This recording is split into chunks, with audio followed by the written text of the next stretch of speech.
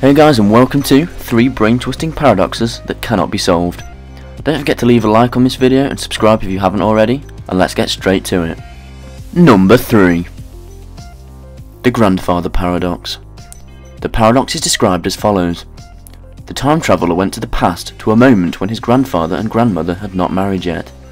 At the time, the traveller kills his grandfather and, therefore, is never born. If he is never born, then he is unable to travel through time and kill his grandfather, which means that he would be born, and so on. Assuming the causal link between the time traveller's present and future, the grandfather paradox that disrupts that link may be regarded as impossible, thus precluding the arbitrary alteration of one's fate. However, a number of hypotheses have been postulated to avoid the paradox, such as the idea that the past is unchangeable, so the grandfather must have already survived the attempted killing, as stated earlier, or the time traveller creates or joins an alternate timeline or parallel universe in which the traveller was never born.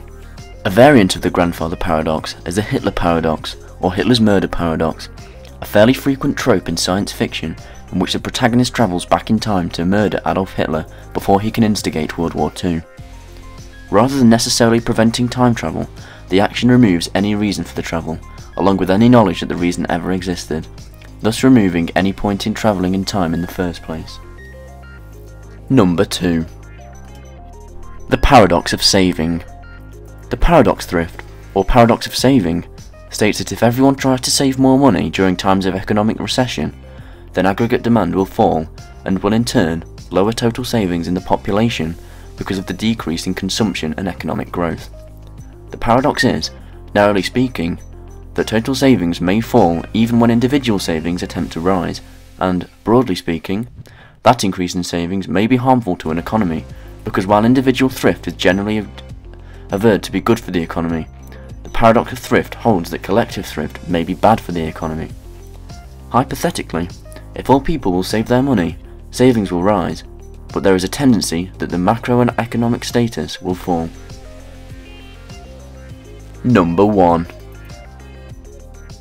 The Pinocchio paradox. The paradox arises when Pinocchio says, "My nose grows now," and it is a version of the liar paradox. The liar paradox is defined in philosophy and logic as a statement, "This sentence is false." Any attempt to assign a classic binary truth value to this statement leads to a contradiction or paradox.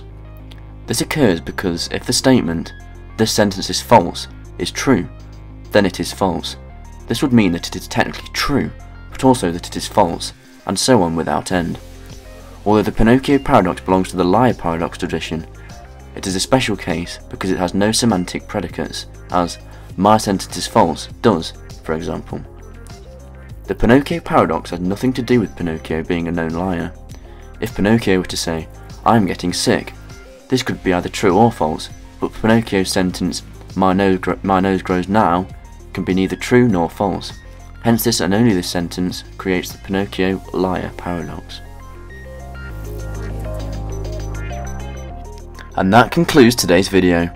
Thank you so much for watching guys, and we'll see you next time.